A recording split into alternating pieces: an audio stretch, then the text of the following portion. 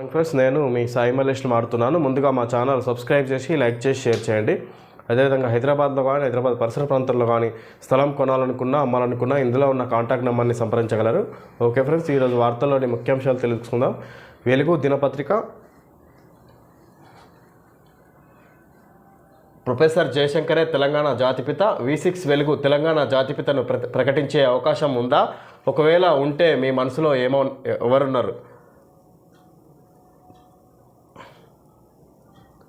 CM Revanth professor జయశంకరే Telangana జాతిపిత. ఈ విషయాన్ని ఇప్పుడు కాదు, ఇదివరకే స్పష్టంగా చెప్పినాం. జయశంకర్ సార్ తెలంగాణ సిద్ధాంతకర్త. కేసీఆర్ అనే వ్యక్తి ఆనాడు టీఆర్ఎస్, ఈనాడు బీఆర్ఎస్ అధ్యక్షుడు మాత్రమే.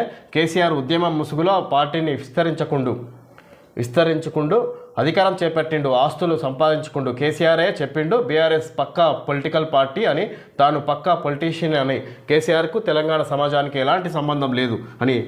అన్ని రాజకీయ పార్టీలలాగే ఆయన కూడా ఒక రాజకీయ పార్టీ పెట్టుకొని లబ్ధి పొందిండు. ఆయన చేసిన పనికి వచ్చిన కూలీ చాలా ఎక్కువ. కేసీఆర్ ఒకడు 100 తరాలకు సరిపోయే గిట్టుబాటు చేసుకున్నాడు.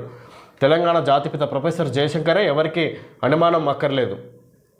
తెలంగాణ జాతిపిత ప్రొఫెసర్ జయశంకరే, ఎవరికి అనుమానం అక్కర్లేదని ఇక్కడ ప్రొఫెసర్ జయశంకరే తెలంగాణ జాతిపితగా ఇక్కడ ముందు ప్రకటించే అవకాశంగా ఇక్కడ సీఎం రేవంత్ రెడ్డి తెలియజేయడం జరిగింది. ఈ పిల్లగాడు మంచి చేసిండని అనుకుంటే చాలు, అదే నా ఆశయం, అదే నా తపన, తెలంగాణకే నా జీవితం అంకితం. V6 వెలుగు స్పెషల్ ఇంటర్వ్యూలో సీఎం రేవంత్ రెడ్డి. ఈ ఎన్నికలు మాకు రెఫరెండమే, మంచి చేశామనుకుంటే మద్దతు ఇవ్వండి. రిజర్వేషన్లు ఎత్తేసుడే బీజేపీ కోర్ ఐడియాలజీ. రిజర్వేషన్లు ఉంటాయని మోడీ ఎందుకు చెప్తలే? 10 ఏళ్ళు సీఎంగా ఉంటా, కొత్త తరానికి మార్గదర్శనం చేస్తా. సర్కారులో ఏకపక్ష నిర్ణయాలుండవు, టీం వర్క్తోనే వెళ్తాం. బరాబర్ గుంపు మేస్త్రినే, అదేం తక్కువ కాదు.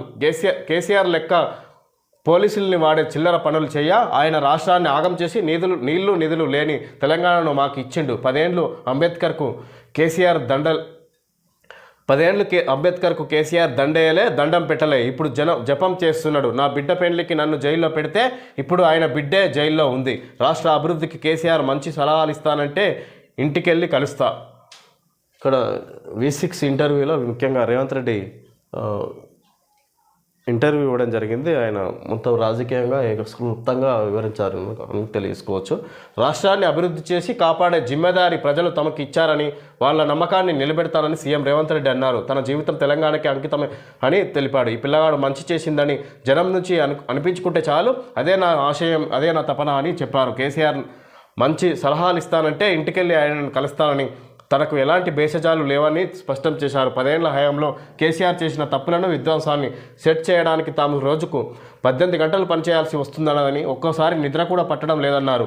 రాష్ట్ర ప్రజల కోసం, రాష్ట్ర అభివృద్ధి కోసం దీన్ని తాము బాధ్యతగానే భావిస్తున్నామని తెలిపారు. PCC చీఫ్ పోస్టు బరువు అయితే సీఎం పోస్టు ఓ బాధ్యత అని ఆయన చెప్పారు. సీఎం కుర్చీలో కూర్చుంటే మంచైనా చెడైనా నా ఖాతాలోనే పడుతుంది. బాధ్యత కలిగి ఉన్న ప్రతిపక్ష నాయకుడిగా కేసీఆర్ సూచనలు ఇస్తానంటే ఆయన ఇంటికి వెళ్ళి తీసుకోవడానికి నాకు అభ్యంతరం లేదు. పిల్లగాడు మంచోడు, కేసీఆర్ సలహా ఇస్తే సుతా తీసుకున్నాడని జనం అనుకుంటారు. తెలంగాణ సమాజం నా నుంచి ఏమి ఆశిస్తున్నది? నేను 6 అడుగుల ఆజానుబహుడునని, బాహుబలినని కత్తులు తిప్పుతాడని అనుకోరు కదా. పిల్లగానికి అవకాశం ఇస్తే బాగానే చేసిండు అనుకుంటే చాలు, అంతకు మించి అప్రిసియేషన్ నాకు అక్కర్లేదు. కేసీఆర్ లాగా తిక్క ఆలోచనలు నాకు లేవు అని ఆయన స్పష్టం చేశారు. ఆదివారం V6 వెలుగుకు సీఎం రేవంత్ రెడ్డి ప్రత్యేక ఇంటర్వ్యూ ఇచ్చారు. పెద్ద అంబేద్కర్ విగ్రహానికి దండేయలేదని అంటున్న కేసీఆర్కు మైండ్ దొబ్బింది. ఎలక్షన్ కోడ్ ఉన్నందున నేను చేయడానికి ఏమీ లేదు, అంతా CS అధికారులే చూసుకుంటారు. 10 ఏళ్ళు అధికారంలో ఉన్నామని చెప్పుకున్నటువంటి ఇది తెలియదా? CS ఏర్పాట్ల మేరకే నేను ట్యాంక్ బండ్ వెళ్ళి అంబేద్కర్కు నివాళులు అర్పించాను. కేసీఆర్ 10 ఏళ్ళుగా అంబేద్కర్కు నివాళులు అర్పించలేదు, కనీసం దండ వేయలేదు, దండం పెట్టలేదు. ఇప్పుడేమో నేను దండ వేయలేదని అంటున్నాడు. శ్రీరామనవమి రోజు భద్రాచలానికి తలంబ్రాలు ఎవరు తీసుకెళ్లారు? కోడ్ ఉంది కాబట్టి ప్రభుత్వం తరపున CS కదా తీసుకెళ్లారు. ఇక్కడ పూర్తిగా V6 ఇంటర్వ్యూలో ఇక్కడ సీఎం రేవంత్ రెడ్డి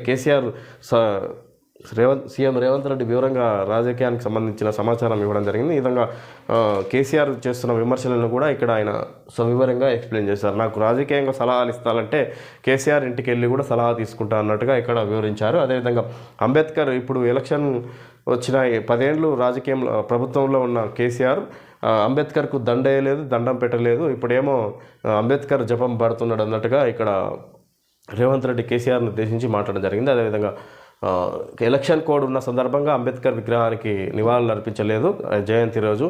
దానికి సంబంధించి సిఎస్ శాంతికుమార్ ఇక్కడ గవర్నమెంట్ తరఫున వెళ్ళి ఇక్కడ నివాళులు అర్పించడం జరిగింది అన్నట్టుగా ఆయన తెలియజేశారు.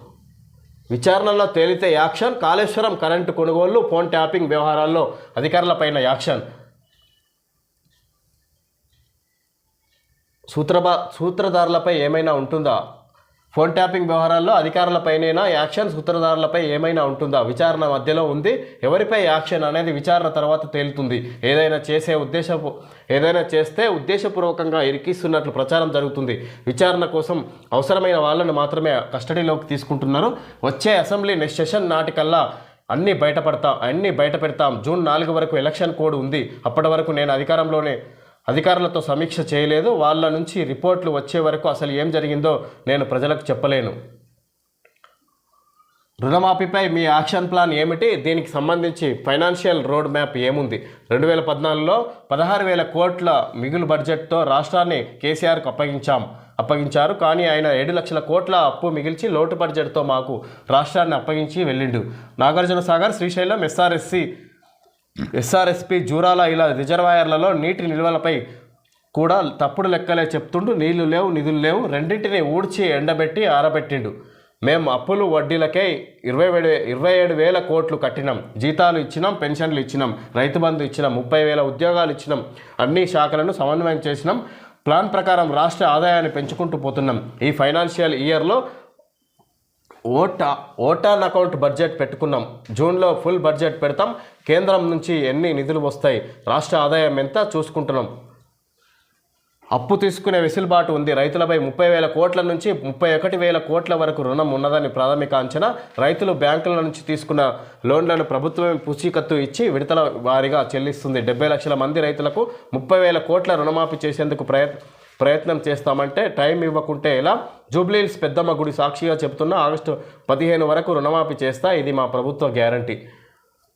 ఇక్కడ వివరంగా విచారణలో తేలితే యాక్షన్. ఇక్కడ కాళేశ్వరం కరెంటు కొనుగోళ్లు, ఫోన్ ట్యాపింగ్ వ్యవహారాల్లో అధికారులపైనైనా యాక్షన్, సూత్రధారులపై ఏమైనా ఉంటుందా అంటే విచారణ మధ్యలో ఉంది. ఎవరిపై యాక్షన్ అనేది విచారణ తర్వాత తేలుతుంది. ఏదైనా చేస్తే ఉద్దేశపూర్వకంగా ఇరికించినట్లు ప్రచారం జరుగుతుంది. కాబట్టి ఇక్కడ ఈ విచారణ ఇంకా మధ్యలో ఉంది. అది పూర్తయిన తర్వాత యాక్షన్ తీసుకుంటామన్నట్టుగా ఇక్కడ రేవంత్ రెడ్డి సమాధానం. ఇక్కడ V6 వేసిన ప్రశ్నకి ఓన్లీ అధికారులపైన వాటికి చేయమని ఆదేశాలు ఇచ్చిన ప్రభుత్వ సూత్రధారులపైన ఏమైనా ఉందా యాక్షన్ అంటే చర్యలు అంటే దానికి సమాధానం ఇంకా విచారణ మధ్యలోనే ఉంది. అది పూర్తయిన తర్వాత ముఖ్య పాత్రధారులు ఎవరో వాళ్ళని కూడా చర్యలు ఉంటాయన్నట్టుగా కూడా ఇక్కడ తెలియజేసింది. రుణమాఫీ సంబంధించిన పూర్తి వివరాలు ఆయన తెలియజేశారు. కేంద్రంలో హంగు వస్తే బీఆర్ఎస్ఏ కీలకం.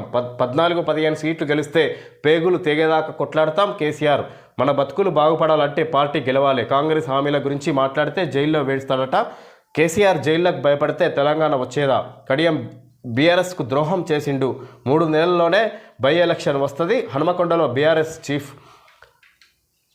ఇక్కడ కేసీఆర్ కేంద్రంలో హంగు వస్తే బీఆర్ఎస్ఏ కీలకం అన్నట్టుగా ఇక్కడ వచ్చే ఎలక్షన్ సంబంధించి ఈయన మాట్లాడడం జరిగింది. 14 నుంచి 15 సీట్లు గెలిపిస్తే రాష్ట్రంలో పేగులు తెగేదాకా తెగించి కొట్లాడతామన్నట్టుగా ఇక్కడ కేసీఆర్ తెలియజేయడం జరిగింది. ఇక్కడ కడియం శ్రీహరి పార్టీకి బీఆర్ఎస్ పార్టీకి మోసం చేసిండు. వచ్చే త్వరలోనే బై ఎలక్షన్లు వస్తాయి అన్నట్టుగా ఇక్కడ లోకల్ అసెంబ్లీ నియోజకవర్గానికి సంబంధించి కూడా ఆయన మాట్లాడడం జరిగింది. మనల్ని మనం ఓడించలేం, మనమే ఓడించుకున్నాం. సిరిసిల్ల బీఆర్ఎస్ మీటింగ్లో కేటీఆర్. అధికారులు, పోలీసులు రూలింగ్ పార్టీకి తొత్తులుగా మారిర్రు. 12 సీట్లు వస్తే రాష్ట్రాన్ని శాసిస్తాం. వాళ్ళు మళ్ళీ మన మాటే వింటారు. రాముడు అందరివాడు, మనం కూడా జై శ్రీరామ్ అందేమని కామెంట్. కేటీఆర్ ఈ విధంగా మాట్లాడారు. రిజర్వేషన్లు రద్దు చేస్తామని మేము అనలే. బీజేపీ గ్రాఫ్ పెరుగుతుండడంతో అబద్ధపు ప్రచారం. కిషన్ రెడ్డి. అమిత్ షా వ్యాఖ్యలను మార్పింగ్ చేశారు. హామీలు అమలు చేయకపోతే దిగిపోవాలని రేవంత్కు సవాల్. కేంద్రంలో బీజేపీ మళ్లీ అధికారంలోకి వస్తే రిజర్వేషన్లను రద్దు చేస్తారని కాంగ్రెస్ నేతలు తప్పుడు ప్రచారం చేస్తున్నారని బీజేపీ రాష్ట్ర అధ్యక్షుడు కేంద్ర మంత్రి కిషన్ రెడ్డి అన్నారు. రిజర్వేషన్లను రద్దు చేస్తామని తామెప్పుడు అనలేదని ఆయన పేర్కొన్నారు. కాంగ్రెస్ అబద్ధాలు చెబితే చూస్తూ ఊరుకోబోమన్నారు. బీజేపీ స్టేట్ ఆఫీస్లో ఆ పార్టీ నేతలు బంగారు శృతి, కాసం వెంకటేశ్వర్లు, ఎన్వి సుభాష్, రాణి రుద్రమ తదితరులతో కలిసి మీడియాతో కిషన్ రెడ్డి మాట్లాడారు. రిజర్వేషన్లు రద్దు చేయాలనే ఉద్దేశం కాంగ్రెస్ పార్టీకే ఉందని ఆయన ఆరోపించారు. ఎన్ని అబద్ధాలు ప్రచారం చేసినా రాష్ట్రంలో బీజేపీ డబుల్ డిజిట్ స్థానాలను కైవసం చేసుకుంటుందని చెప్పారు. ఇక్కడ రిజర్వేషన్లు రద్దు చేస్తామని మేము అనలేదని ఇక్కడ బీజేపీ చీఫ్ రాష్ట్ర అధ్యక్షుడు కిషన్ రెడ్డి తెలియజేశారు. కాంగ్రెస్ అసత్య ప్రచారం చేస్తుంది. మాపై ఎలక్షన్ సంబంధించి ఏం చెప్పాలనో తోయక వాళ్ళు మాపై తప్పుడు ఆరోపణలు చేస్తున్నారని కాంగ్రెస్ని ఉద్దేశించి ఇక్కడ కిషన్ రెడ్డి మాట్లాడడం జరిగింది. శంషాబాద్ ఎయిర్పోర్ట్ రన్వేపై చిరుత పట్టుకునేందుకు బోన్ ఏర్పాటు చేసిన అధికారులు. ఓటేసేస్తే డిస్కౌంట్లు, ఆఫర్లు. రాయ్పూర్ ఓటర్లకు వ్యాపారుల ప్రోత్సాహకాలు. హోటల్స్, హాస్పిటల్స్ బిల్లులు, సినిమా టికెట్లలో 10-30% డిస్కౌంట్లు. మార్కెట్లలోనూ కొనుగోళ్లపై 5-15% రాయితీల ప్రకటన. ఇక్కడ రాయ్పూర్ ఓటర్లకు వ్యాపారుల ప్రోత్సాహకాలు, ఓటేసేస్తే డిస్కౌంట్లు, ఆఫర్లు అన్నట్టుగా ఇక్కడ ఎలక్షన్ ప్రచారంలో భాగంగా ఇక్కడ ఆఫర్లు ఇవ్వడం జరిగింది.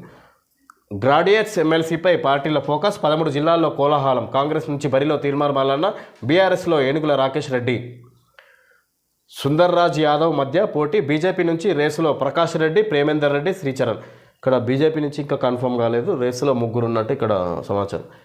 ఓకే ఫ్రెండ్స్, ఈరోజు వార్తల్లోని ముఖ్యాంశాలు తెలియజేయడం జరిగింది. Thank you friends.